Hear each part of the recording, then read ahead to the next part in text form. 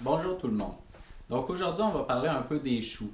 Les choux, ça c'est toute une famille de plantes. Donc ça comprend justement les choux-fleurs, les brocolis, les choux verts, une couple d'autres espèces de choux. Aujourd'hui, on va parler plus du chou-fleur. C'est sûr que toutes ces plantes-là, ils se cultivent à peu près de la même façon. Chaque espèce doit être cultivée d'une telle façon puis différemment des autres. Le chou-fleur, à chaque année, j'ai beaucoup de difficultés à le faire pousser. Il est quand même assez capricieux, puis c'est un légume qui demande beaucoup de place dans le jardin. Un seul plant de chou-fleur va donner un seul chou-fleur, donc ça prend quand même assez d'espace dans le jardin.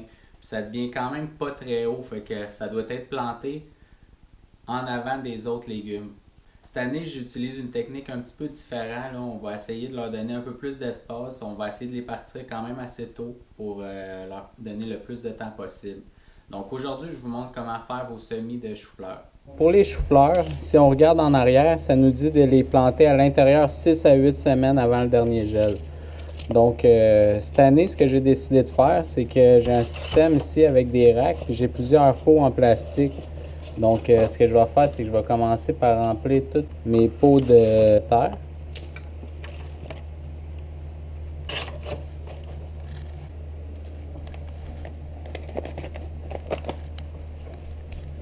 Donc, une fois qu'on a rempli tous nos pots de terre, on est prêt à mettre nos semences.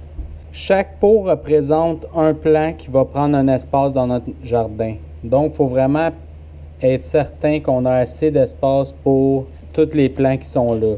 C'est sûr qu'on peut en faire un petit peu plus pour être certain que s'il y en a qui meurent, on peut se les remplacer. Donc, si on regarde, ça nous dit 6 mm de profond. Je vais faire 4 trous d'environ 6 mm de profond dans chacun des pots.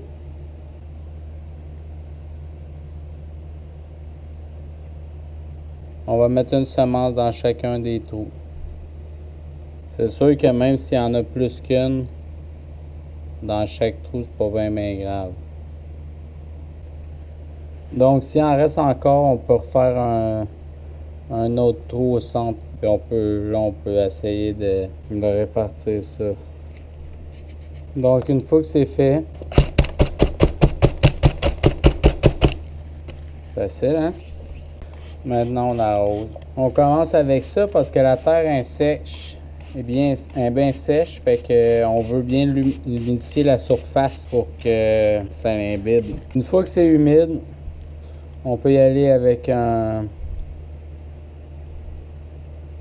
petit arrosoir.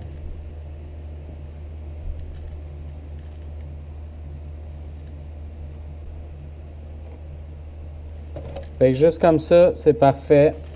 On met ça dans un endroit que c'est pas trop dérangeant, puis on s'assure de garder juste le dessus humide tant que les pousses n'auront pas commencé à sortir.